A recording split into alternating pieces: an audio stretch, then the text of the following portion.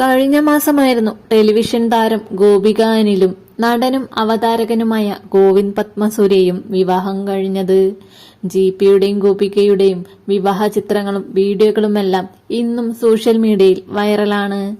ഇക്കഴിഞ്ഞ ദിവസങ്ങളിൽ ഇരുവരും ഹണിമൂൺ യാത്രയിലായിരുന്നു.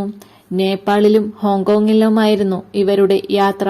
ഇപ്പോഴിതാ കുടുംബത്തോടൊപ്പം വിഷു ഗംഭീരമായി ആഘോഷിക്കുന്ന ജിപിയെയും ഗോപികയുമാണ് ഇൻസ്റ്റഗ്രാമിലും വൈറലായിക്കൊണ്ടിരിക്കുന്നത്.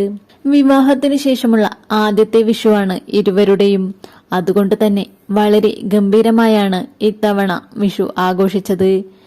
പടക്കങ്ങൾ പൊട്ടിച്ചും ആർത്തുല്ലസിച്ചുമാണ് കുടുംബത്തോടൊപ്പം ഇരുവരും വിഷു ആഘോഷിച്ചിരിക്കുന്നത്. ഗോപികയുടെ അമ്മയും അച്ഛനും അനുജത്തിയും ഒപ്പം ഉണ്ട്.